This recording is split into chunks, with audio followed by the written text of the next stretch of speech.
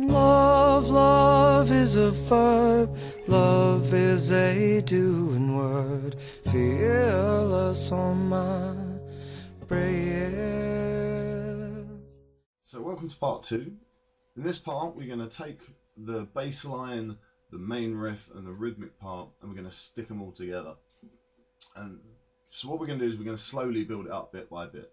And we'll start by putting the bass and the main riff together.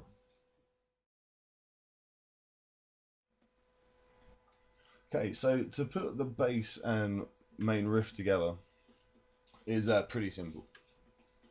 The bass just goes round in a 4-beat, 4-bar progression. So it goes the D, the C, G, and back to the D. To put in the main riff, it comes in sort of 3/4 the way between the first and second beat, that first pull off. So you should be hammering back on to there on the second as you hit the second beat. So it goes 1, 2, 3, 4. Okay. Remembering that when you go on to the C chord, you do it with your third and second fingers instead of first and third. So it's the same thing, just 1, 2, 3, 4.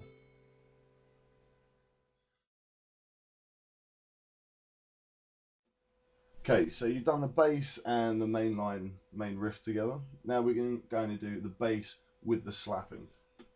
Now the standard slapping is the 3 and 1. But obviously when you're playing the bass notes, you can't get that first tap in at the top. So you're going to do bass notes, 2 slaps and 1. Then, okay? So the way you do that is just literally play the bass note and then straight away just, so you're literally flicking and going. And that gets...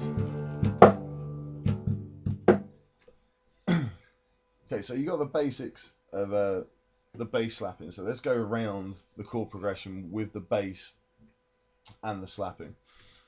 So you're going to go D, C, G, D.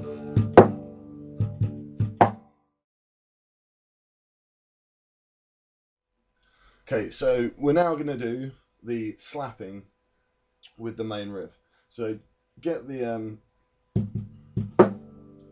that 3 and 1 back into your head. And what you're going to do is the first pull off happens after the third hit up here, and the first hammer on is as you hit onto your scratch guard.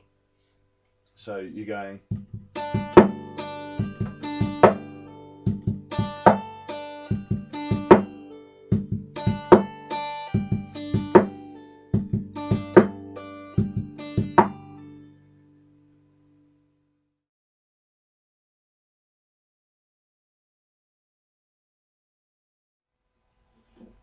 Okay, so now we're going to start and try and pull it all together. The reason I did the split up into 3 bits originally was so that you would know what each part should sound like and feel like in relation to the other.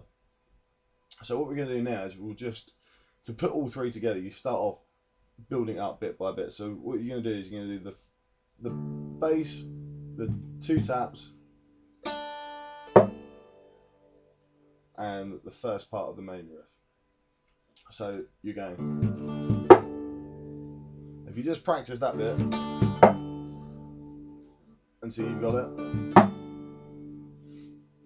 and then start to add the rest in, because it's that first bit that's the most important. If you can't get that bit right, you will never get the rest of it. So once you can do that, you'll move on to putting the whole thing together. So you go.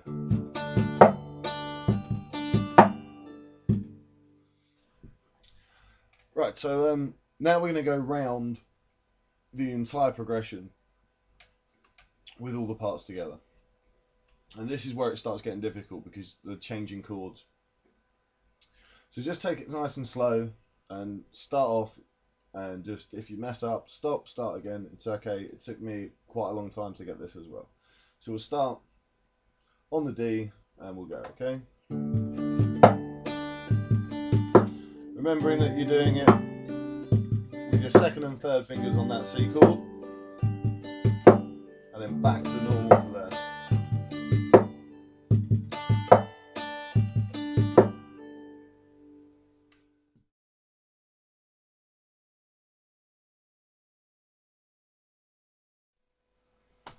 Well, that's all the different parts put together now. So in part 3, I'm going to show you the structure of the song. So practice up and get ready to go for part 3.